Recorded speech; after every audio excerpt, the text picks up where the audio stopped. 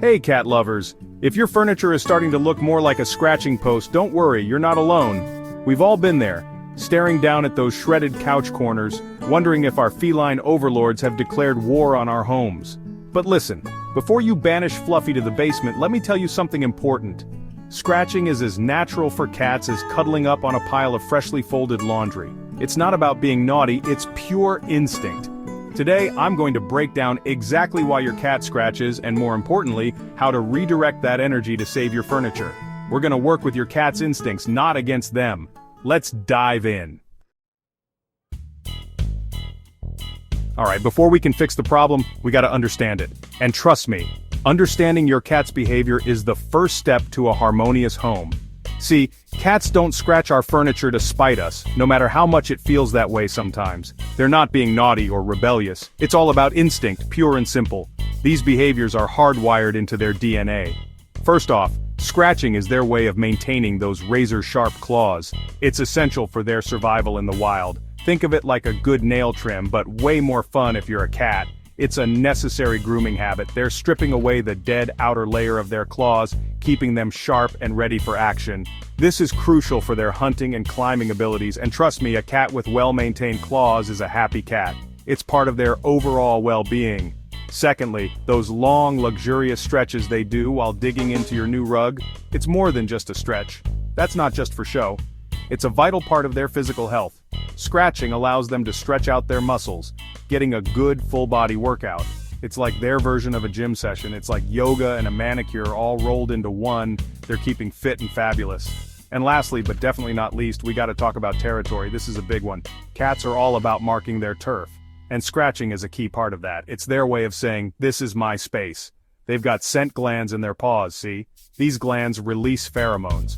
So, when they scratch, they're not just leaving a visual mark, they're laying down a scent that screams, this is my domain, to any other cat who might wander by.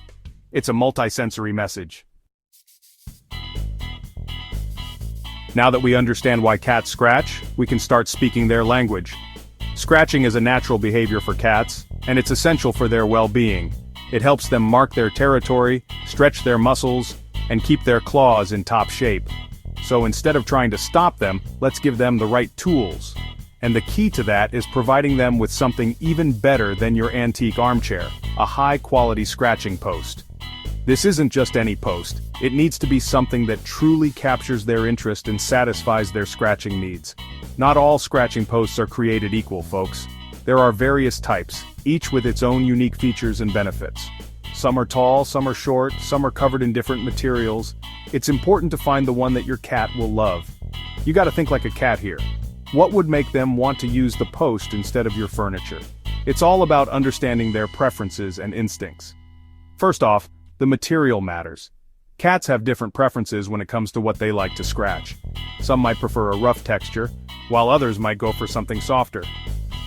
Sisal, that rough, fibrous stuff, is like catnip for their claws.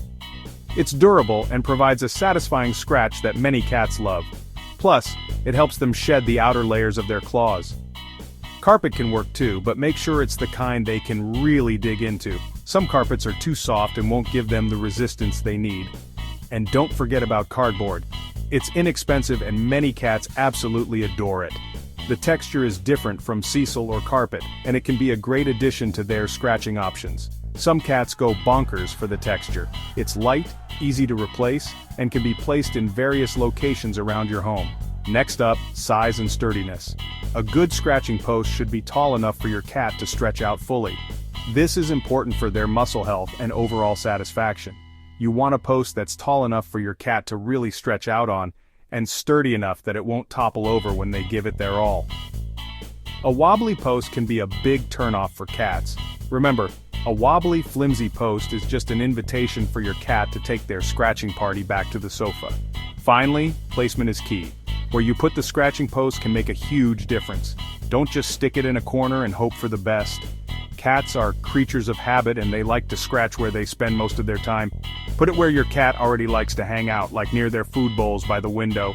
Or, you guessed it, right next to that piece of furniture they've been eyeing up. This way they'll be more likely to use it and leave your furniture alone.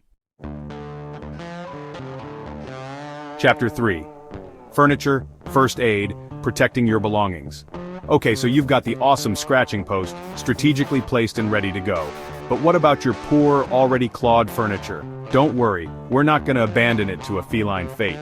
While your cat is getting acquainted with their new scratching haven, we gotta make that furniture a whole lot less appealing. One of my favorite tricks is double-sided tape. Cats hate sticky paws, so a little strategically placed tape can work wonders. You can also find furniture protectors, which are basically clear plastic sheets that stick onto your furniture. They're practically invisible, but they create a barrier that your cat will hate. Another option is to temporarily cover the furniture with something your cat doesn't like to scratch, like a throw or a blanket. And don't forget about regular nail trims. This won't stop the scratching altogether, but it will definitely minimize the damage. Chapter 4. Redirection and Reward, the Power of Positive Reinforcement. Now here's where things get really interesting. We're diving into the fascinating world of feline psychology. We're going to use a little psychology to guide your cat towards the right scratching spot. It's all about understanding their natural instincts and working with them. The key is to make scratching the post the most rewarding experience ever, while gently discouraging them from even thinking about your furniture. First rule, no yelling. Cats are sensitive creatures and loud noises can make them anxious. I know it can be frustrating when you catch them in the act, but trust me, yelling just stresses them out. Instead, we need to focus on calm and consistent redirection. Instead, calmly pick them up and redirect them to the scratching post. This way, they learn where they should be scratching without feeling scared or confused. And I mean calmly, folks. Your demeanor matters a lot. Cats can sense your emotions, so staying calm helps them stay calm too. No drama, no raised voices, just gentle guidance. Think of it as a teaching moment, not a punishment. Now here's where the magic happens. Positive reinforcement is incredibly powerful. When they even look at that scratching post, shower them with praise, make it a big deal. Tell them what a good kitty they are, scratch their chin, give them a little treat. This positive feedback encourages them to repeat the behavior. We want them associating that post with all the good things in life. Remember, consistency is key. The more consistent you are, the quicker they'll learn. Every time they go for the furniture, redirect. Be patient and persistent. Every time they use the post, reward. This reinforces the idea that the scratching post is the best place to scratch. It might take a little time, but I promise they'll get the message. With patience and positive reinforcement, your cat will learn to love their scratching post. Chapter 5. Patience, you got this.